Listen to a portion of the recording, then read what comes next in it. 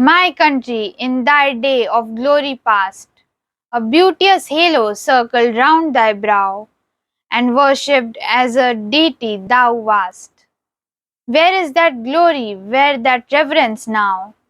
Thy eagle pinion is chained down at last, and grovelling in the lowly dust art thou. Thy minstrel hath no wreath to weave for thee, save the sad story of thy misery. Welcome to HueLike vlog. This is part 4 of the series on the poets and poems who inspired India's freedom. Today the first one I selected for the presentation is Henry Louis Vivian Derozio, who had a very short life of barely 22 years and died in 1831. He was a poet and assistant headmaster of Hindu College of Kolkata.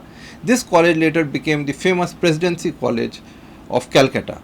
In 1827, he wrote a poem, To India, My Native Land. It's a long poem and a few lines were presented at the beginning of this presentation.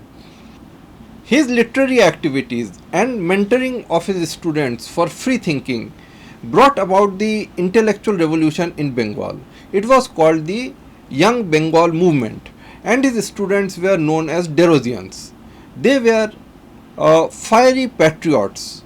Despite his short life, Derozio's legacy and his students kept his thoughts alive and became prominent in social reform, law, and journalism. In 2009, on his 200th birthday, the Government of India issued a commemorative stamp on him. वन्दे मातरं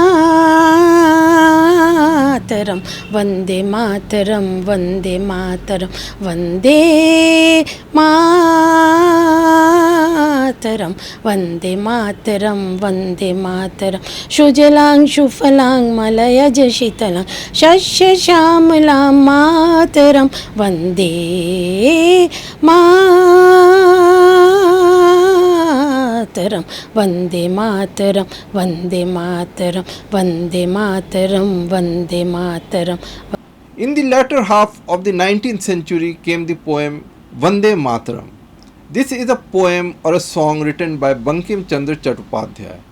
The poem was originally published in 1875 in a journal called Banga Darshan and later on incorporated in the book Anand Math that was published in 1882. The book itself is a historical fiction and is based on the Sannyasi rebellion of Bengal which occurred in Bengal between 1770 and 1777. I won't go into the research or unnecessary controversies and focus on the role this song Vande Mataram played in our freedom movement. This song is important because firstly it popularized the concept of looking at the country as the motherland.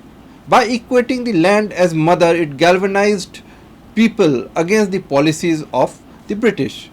Then it paved the way to the creation of Bharat Mata, that is, transformation of the country into a goddess, which was a further development in the way people looked at their country, which at that time we must remember was divided into lands occupied by the imperial power and various principalities which were in a way independent countries in themselves.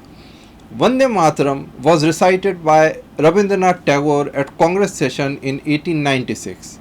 By 1905 it had become popular amongst freedom fighters and became their marching song. Because of the influence of this song, the song and the book Anand Math were banned by the British. The first two verses of the poem were adopted as the national song of India in October 1937 by the Congress. Then we have the song Jana, which was composed by Rabindranath Tagore in 1911 and it conveyed the vast diversity of the country, its pluralistic nature, and essentially conveying unity in diversity. The song was selected as national anthem by Subhash Chandra Bose while he was in Germany. After independence, it became national anthem of India and the government now prescribes a code for it.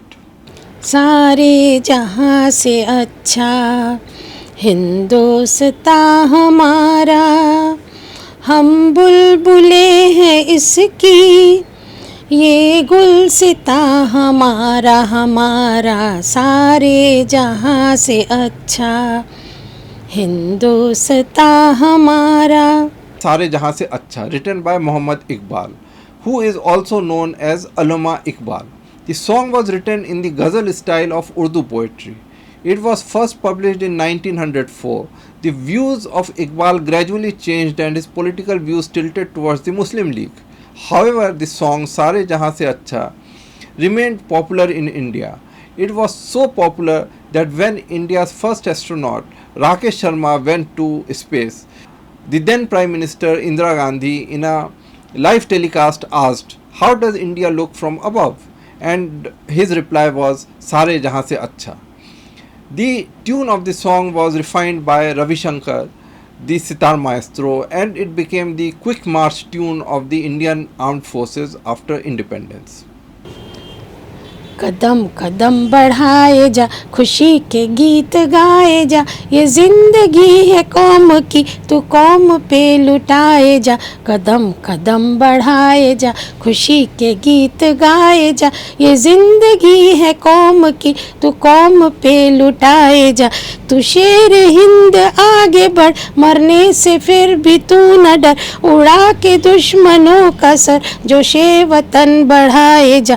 तू शेर हिंद आगे बढ़, मरने से फिर भी तू न डर, उड़ा के दुश्मनों का सर, जोशे वतन बढ़ाए जा. कदम कदम बढ़ाए जा, खुशी के गीत गाए जा, ये जिंदगी है कौम की, तू कौम पे लुटाए जा. We have the marching song of Azad Hind Fauj. Kadam Kadam Badhaye Ja became an inspiring song for the freedom of India. It was written by Vanchidhar Shukla and composed by Ram Singh Thakur in 1942 and became the quick march song of Azad Hind Fauj. This song inspired many people to join the freedom struggle of India. This song was also banned by the British after the Second World War. After independence, this song was incorporated as the regimental song of the Indian Army. Finally, in conclusion, I will say that these are some of the important poets and poems that I covered in the 4-part series. There are many more poets and poems, including regional ones, who inspired the spirit of freedom among the people. Let's keep alive the thoughts and values that inspired India's freedom struggle. Thank you for watching this presentation. Do like, share and subscribe. Thank you.